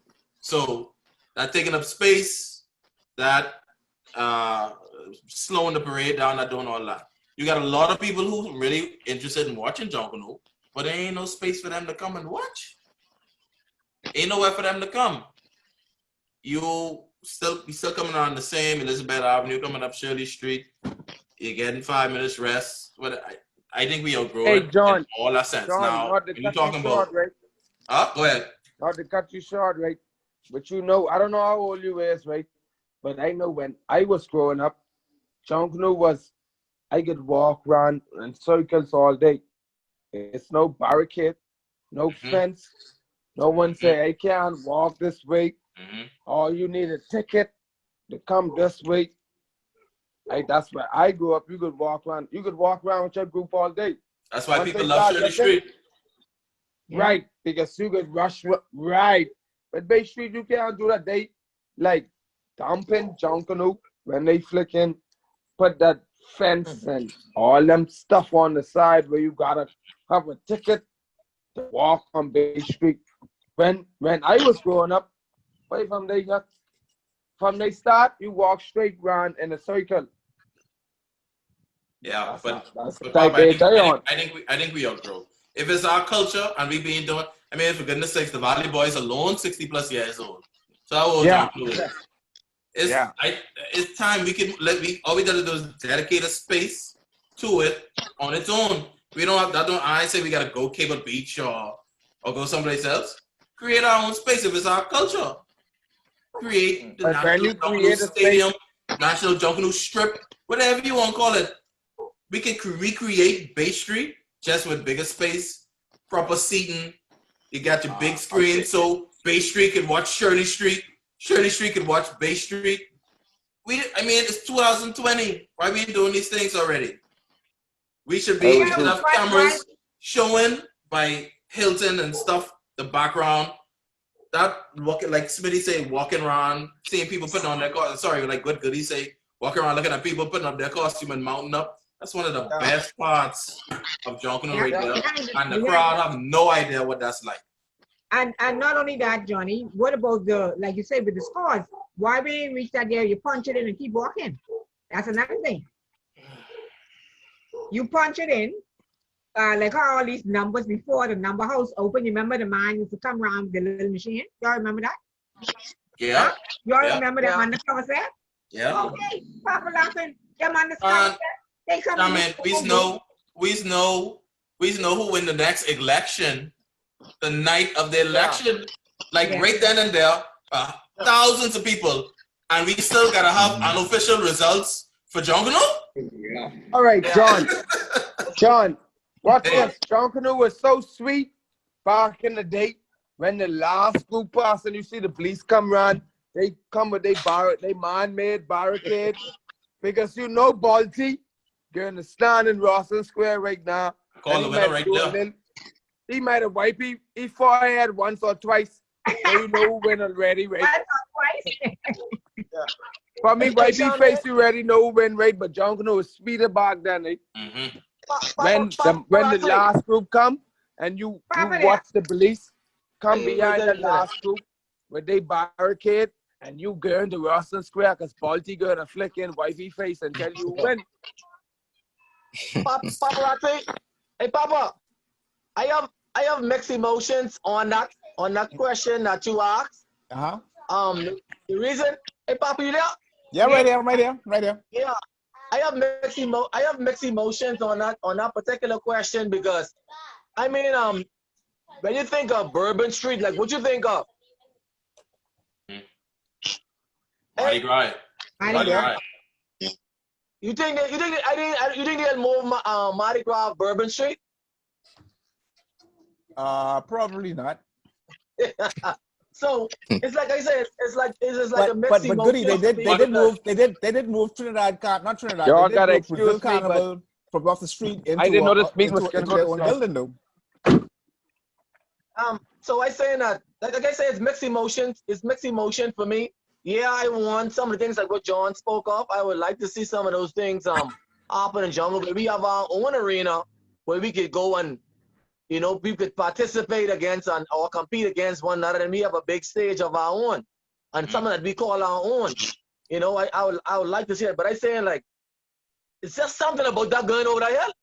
Yeah. Something going over the hill, but I've been in the sports center at one point when they tried to for jungle to the sports center. It was a different feeling. The sound was terrible. Yeah. I take it down and the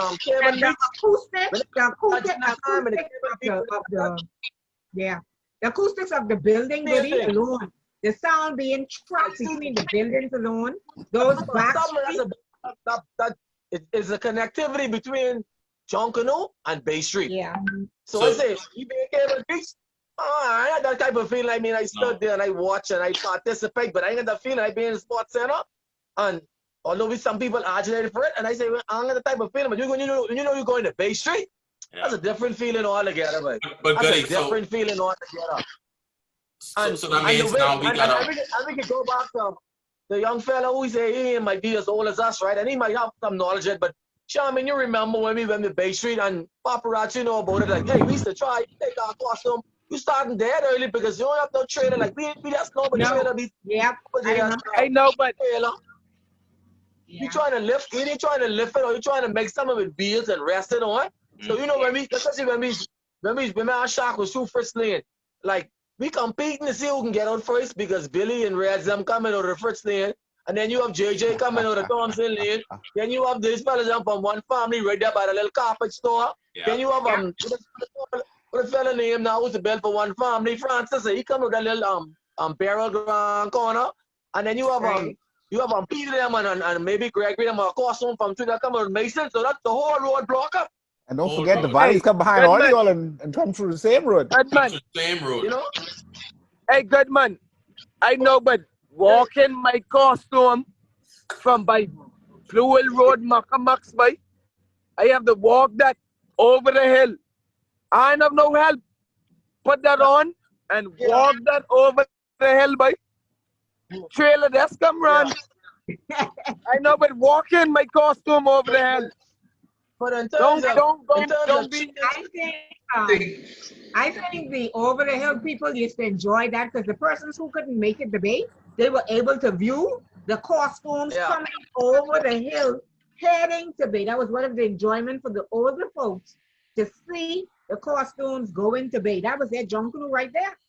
And sometimes some fellas is to beat their drum and ring their cowbell. Yes. Hey, no, when I was coming over the hill, I had but 2 or 3 bass drummers behind me. I had but 2 or 3 cowbell shakers behind me. So when they coming up, niggas beat their drum, boy. We going to bay. Let's go to bay. I can tell you one thing, Goody. Either you got 2 options, Goody.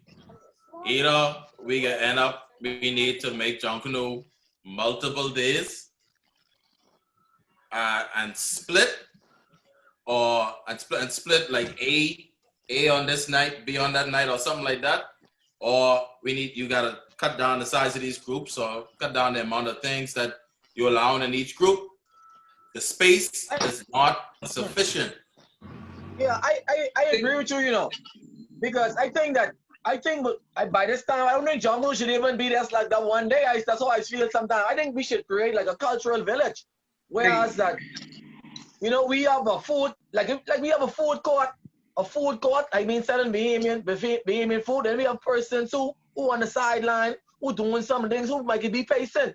I'm a Saxon, I trying to sell Saxon parfum, you know. I have someone who from a Mason's edition of his home ground, trying to sell parfum which indigenous to the Bahamas, which is to the Saxon. Then you have tourists, we have tourists here who like to take those. I be my island tourists trying to pass off my costume. When I get to direct them to a certain area and say, hey, you can just go right here and purchase this here maybe for $5 or $10. So I say, then you put on the stage, you say, okay, your costume call for mobility, your costume call for performance, then hey, this your stage now. That's like I do in Carnival joint. Yeah. You be able to Hey, let me say something too. Hey, Goody and John, like I said, this go right back to the same thing what I said. You understand? It's like if we implement prejudging, we got all these things into that. All of those stuff. Hey, Smitty, you ain't lie. I'm telling you, we can do this. But Smitty, I just want the option. Smitty, I just want the option to, if it's multiple days, I want the option to decide if I want to rush on Boxing Day and spend Christmas Day with my family instead of losing all 3 of the days for 1 day. All right, like I say, right? like where we look at it, right, John? Like say, for instance, you can use the prejudging days. It ain't necessarily going to be like one particular day. You know? Yeah. You understand? If you need to sell your logos, t-shirts, your hats, to sell your snow, you know, like socks and t-shirts, or you sell snowballs or hot dogs, things like that. You understand? To give individuals chances to view the costumes, view other things. You understand? Not just one particular day. Yeah. And guess what? And then when you look at the crowd, and like that hustle and bustle trying to get over the hill to go to Bay Street, you ain't gotta worry about that. Yeah. But listen, we can even step down and over, right? The lead costume and over. You know, we can make money from the prejudging too. Come on, that's what I said. Even if you pay $5 or $1 to walk through, you just gotta find the right location Because Right location. revenue. We need to think revenue. And then from there, how we got it like a few years back from the pre-judging, when them group call up the go arrest you, line up, everything under. Easy. Easy fix. And Easy. another question: why haven't we yet on Bay Street had dry areas or some kind of covering that your pieces could be under in the event that it rained? Why we gotta be begging for these things? Why we gotta beg for these things? Goody, well, make a call, man. Goody, man. Goodness sake. Make a call, man. Goody, man. We need some tops just to cover your costumes from the elements. John, I was telling them that day, right? We thinking, like I said, still back in the 60s and 70s. I was telling them, I say, why don't let's go the opposite way? You see that same shipping yard there on opposite way? I think it's where tourism police station is, right? Yeah. I say, well, we can't set up all those costumes like right in that yard. That's a big empty space right there. So you put the big tents. When the straw market burned down, they had some big tents. I remember a couple of years we had That's where the pre-judging was held before, you know. The exact spot where the straw market is where the pre-judging was when it first happened. The exact spot. Yeah. And they had trailers on the back part of the wall to block the breeze from coming across. That's where it was set up right there. That's a good No place one to gave have it. it, No one gave it. Shami, Uh-huh. another thing I say, we don't, sometimes we don't believe in change. I was asking them, another question came up the other day, last year, I think, boxing or New Year's, I was asking about the scores. But the time, like when you time, I say right now, that's like when you go to work, most places, especially in the hotel, you punch your card, right? So I say, if you say stocks in, you on the clock, right? The time starts now. I punch my clock, so we supposed to synchronize. I synchronize my clock. And I punch my card in. So when I start off there at Frederick Street. I fell out on Frederick Street and Bay Street. So when the back of my line reached on East Street and Bay Street, then I punch my card again. Right. So you know now, when you have people writing in the time that this one start this time, next one start the next time, and this one going over time, and that's what caused all the controversy the other day. Because some people got some points deducted, some people say they went overtime, some people going under time, all kind of time. Some people ain't got no time. Nope. Well, it's a lot. I think even in the conclaves and stuff, we have the ideas that we put forward and put together, you know, we need to have somebody who's writing all these things down to bring them together. And it doesn't have to be one person. It could be a group of persons, like how we have historians for recording Junkanoo, or like Papa and myself and the other persons who do the media end of Junkanoo. Because right now, we actually, the historians of Junkanoo, who making sure we have the literal part of it, the visual part of it, just the talk of Junkanoo keep going to keep it alive. You know? Yep. So, you know, it has been a great conversation tonight. Delvin ain't had too much to say, but it has been an awesome conversation. Paparazzi, before we close, we're going to go to our last, you ready to our last legend of the night.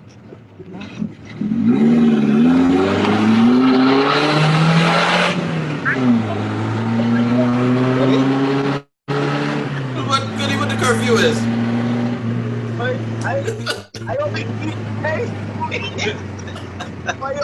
ought to be at next 15 minutes. You got a baby on me. Honey, I need you to be home before the curfew, please. Okay, you guys ready? Hold on, hold on, I got to mute mic. Okay. All right, ready? Yeah. All right, here we go. Cleveland Ed McPhee. To Evelyn Patton and Joseph McPhee on the island of Black Point, Exuma on November 28, 1945, was born a baby boy. They named his Cleveland Ed McPhee. Ed, as he is called, grew up in Nassau. He attended the Southern Prep, junior, and senior schools. Upon leaving school, Ed worked as a butcher for Mr. Charles Hartman Gibson at Sayers Edition, Montrose Avenue. Mr. and Mrs. Harcourt Burroughs also lived in the same road. They took Ed as their own son. Who along with the other sons, Deanza and Doyle, among the young boys of the area. D, as he was called, along with Doyle, was involved with Junkanoo. So Ed was also D, and Doyle was active in sports. So was also Ed. The Pioneer Track Club. In 1961, December, George Galar Wilson, the lead drummer of the Valley Boys, was waiting for his New Year's pants, who was being pasted by Ed. Galar said, "You might as well come and rush." Ed asked his mom, who replied, "If Galar and Doyle say you can rush, you can rush." Boxing Day 1962, the deck of cards. Ed started his journey down Junkanoo Road and became a full member of the Valley Boys. Because of his dedication to the group, Ed was given co-leadership along with Doyle, as Gus was off to college in 1965. Ed's responsibility was to prepare the group Ed was given co-leadership with Doyle and Gus while Gus was off school in 1965. His responsibility was to prepare the group until his return home from the Christmas and Bay Street, which Ed did from his home, number 13 Malone Yard, now where Butler's warehouse is located. As a bella under the watchful eyes of Mr. Michael Gruod Curtis, Ed became one of Junkanoo's culture top bellas, known for his double racking style. Also, the greater numbers of the Valley Boys costume was done by Ed. As the early years, the group acquired pants, shirt, and hat. Ed still plays his part with outfitting of the Bellas line for the Valley Boys as a member of the costume team. In 1968, Ed became the first Bahamian athlete to receive the Olympics torch at San Salvador on the way to Mexico. To Deanza and Doyle, Ed is forever grateful as he expresses thanks to those who have embraced, accepted, and continue to show him love after all these years in Junkanoo culture. In his words, need I say more? Cleveland Edward McPhee, Ed McPhee, tonight's FIE Junkanoo Rush salutes legends of our time, sponsored by FIE, Bahamas Building and Fire, and Live. There you have it, folks. FIE Junkanoo Rush final legends of our time of the night, Mr. Ed McPhee, the bestest, cleanest, one of the cleanest bellas. No decoration, even you gotta worry about that 25% and white boys be clean. He's be clean, man. Clean. Clean. And I talking about that melody he got with ringing those bells. I see he's passed it on to I see Booba's doing it now, and what the other tall fella name can't come to mind right now. What's his name, Johnny? Who rings the long bells? Reese. Yeah. Reese, you know, they got that down pat. But it's people like them that I'm glad that Ed pass his baton on to other persons to really capture that style of belling. And that's what life is all about. You be the teacher, you pass it down to your student, and then you sit back and pride and watch your work be portrayed from a different angle. So here we have it, folks. We have another 10 minutes on before we log off. Is there any final words? Well, I'd like to say, you know, my heartfelt condolences. I know we start off and that was our introduction, but it would be remiss if I didn't say anything about Dr. Slimy Thompson and an integral role that he played a portion in my life. Even the time that I came into the Sox, I didn't know him at the first couple of years that I came to the Soxers, but it was not until in 1993, I think after the split, when we split between when one family and portion went to one family, and then they started one family and then the Soxers, and we had a costume inside JJ shop. That's the year we bring I think famous legends in time, and me and Tones them. That's when Tones first found this thing that he could do a costume, and we had a little costume with Cooler that built for us. Dame Doris Johnson, almost like a little step down, and Slimy, Slimy said, boy, he always say like my brethren, he didn't call it my brethren, he said, come here. He said, man, y'all boys, them could be something, So it was like me, Tones, Rick, Spider, all us, was in there pacing, and we spaced on costume. And he say, you all have plenty talent, collectively you all have plenty talent. I know, and JJ was there. JJ had a costume with, I think that was Michael Jordan at the time, and him and Waller Warren and Omaros, they were facing on another side. And that New Year's, he said, I'm going to build you all a costume. And I think that's when we bring Sox and Rise Up Against Crime that New Year's. And he built this costume. He built us this costume with Death Penalty. I also remember with the skeleton head. And I always laughing and shock show to every night because Slimy is trying to put like every bone in the skeleton back. He's naming off these different, in the spinal cord. He's naming off these different bones. Every time, man, we say, this Junkanoo, you don't got to go into that depth and detail. But like I say, Slimy was he was a fun person, a quiet person. I never hear him cussing Rayo, Somebody go around by the park boy shop, shock, and he right there, either drawing or forming a cardboard, and he just put there, he little cold one and he just talking, I say my heart went out when I heard the news that day when I think it was Baloo calling me, or Kate Neely who called me, and I heard that. I say, wow, so I say Junkanoo, that's an icon with another icon of Junkanoo Rose, so my condolences to the family, that's basically me. Go ahead, Smitty. Yeah, like I say, I always save the best for the last. You understand? To add to what Goodman said, also right. Slimy was like big brother to it. It was very inspirational. We chat on numerous occasions online and everything. He also was my doctor. He was my counselor and a very good friend.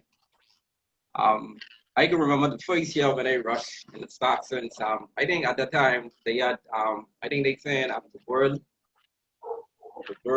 salute something, right?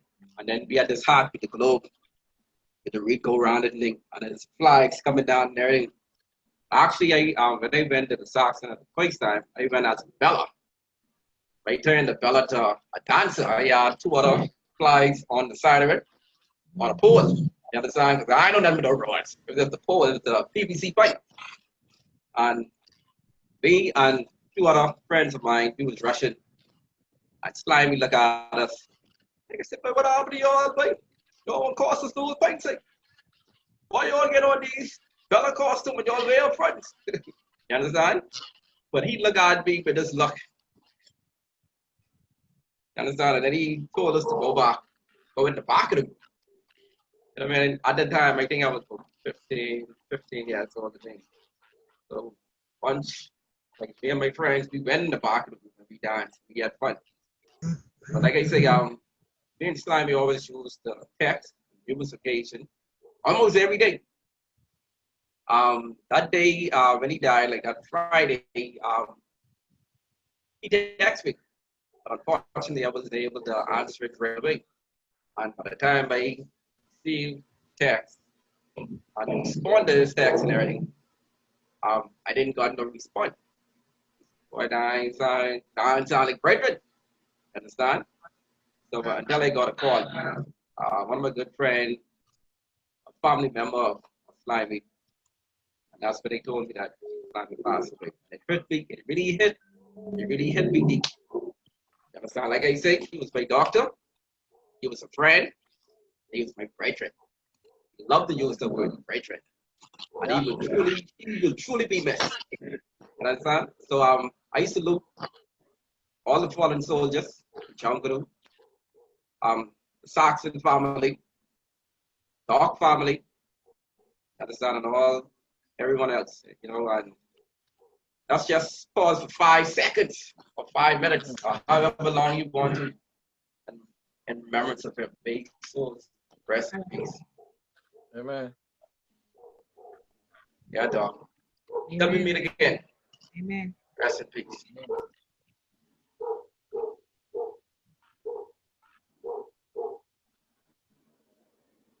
All right, there we go. Go ahead, Delvin. Delvin being quiet the whole night. Can you hear me? Go ahead, Garrison. No, I get on to say. I get. All right, King. Close us out, King. What'd you say? Unmute your mic. Sorry. All right, so of course I wanted to say thanks, but generally speaking, for Junkanooers, just a note, I just want to say that I want respect for us. We deserve it. I want us to be celebrated by our country. As simple as having an actual ball. Not a dinner, squished up in a little room. I want us to have awards at different Bahamian award shows, all that sort of thing. For dancers specifically, I think we need more categories. We need more money. We need more judges. We need a lot of stuff. We need more space. We need a lot of stuff. And I think that we deserve it. We had a breakdown earlier, our percentage and what we're worth. And I think it's a lot. And we have to recognize the weight we carry for our groups and our responsibilities. And, they can't do it without us. So I think we need to understand that and realize, that we matter. As for the Valley, although we, as a result of this COVID that's going around, although we apart, our Junkanoo tradition still keeps us together. It still unites us.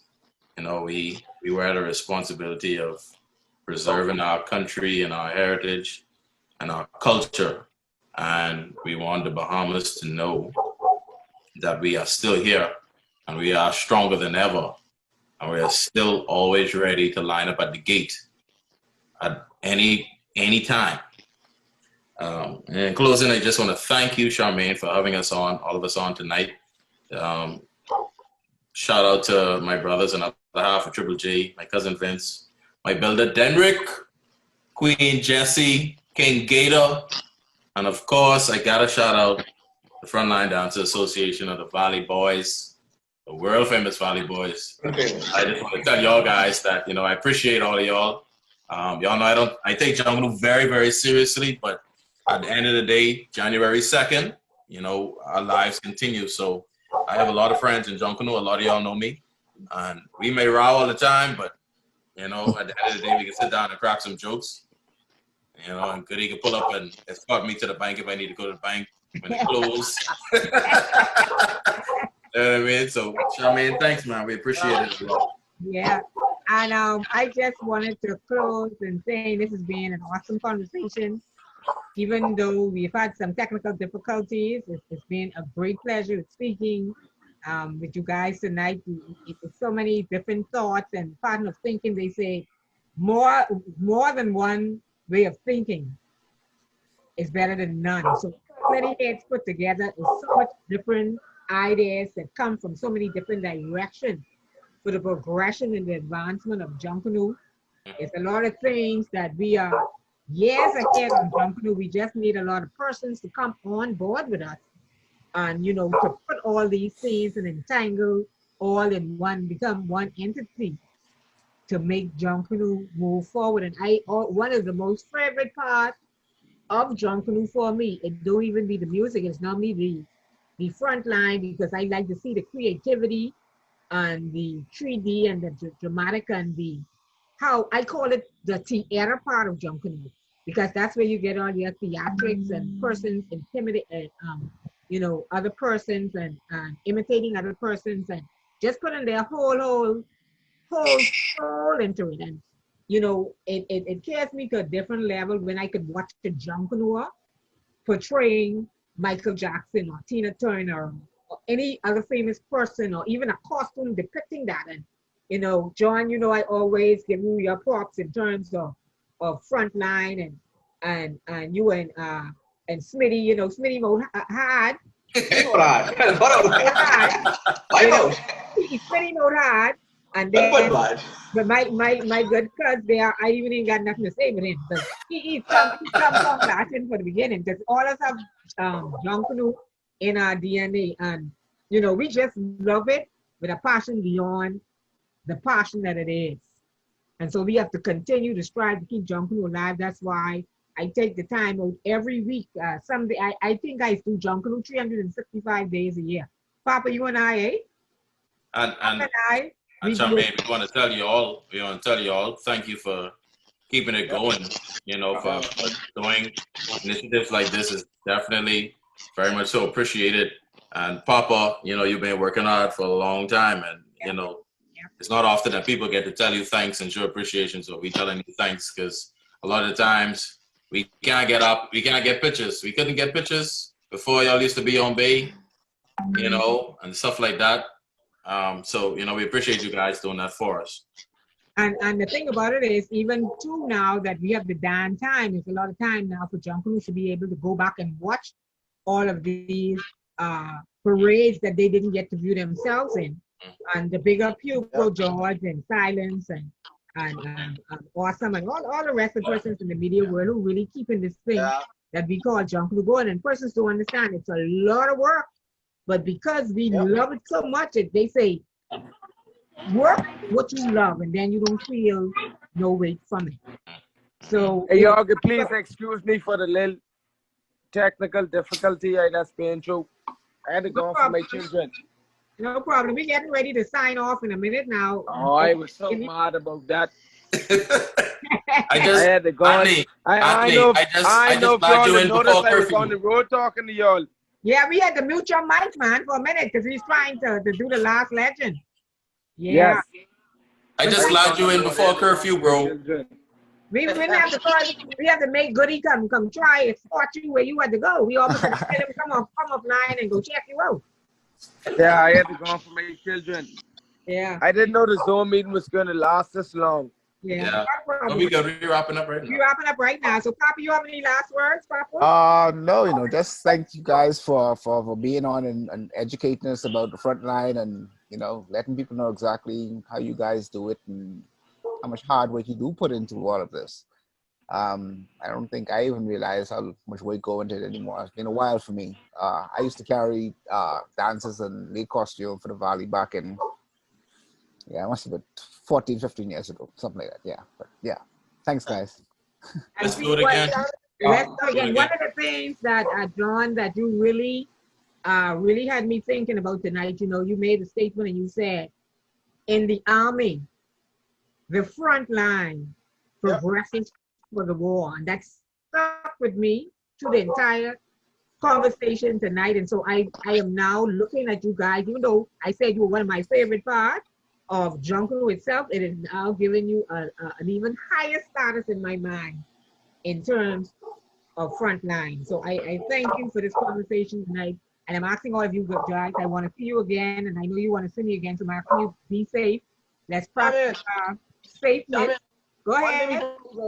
One thing before you go, I know Anthony, you don't know me, and I didn't get to speak on this portion, right? But being out there playing a dual role, knowing that you're a part of law enforcement, and then you have to be out there from early, knowing that you made a valuable contribution to Junkanoo in both ways, in terms of law enforcement and in terms of preparing a costume and making sure that it gets to Bay Street. So that's something I've been doing for years, and I will continue to do it. And people say, well, how come you ain't rushing? How come you not? I say, when I got opportunity to, when the commissioner sees fit to say, you could rush, then I try to sneak out there, you know, so. Well, another part, I no more dancing in the tree, because that's normally my post now on Charlotte Street. So I make sure I keep that tree not dancing, eh? Yeah. Anyhow, All right, then. Thank you, and everybody be safe. Yeah. All right. Let's go now. thank you, And, Charmaine. Thanks, Charmaine. Thanks, guys. you could Thanks, always John. Be safe. talk to me, or you have my numbers and the ideas. Anytime you want to talk, feel free to inbox me. Alrighty. Okay. Okay. All right. All right, good night, everyone. Be All safe. right. Good Good night. night.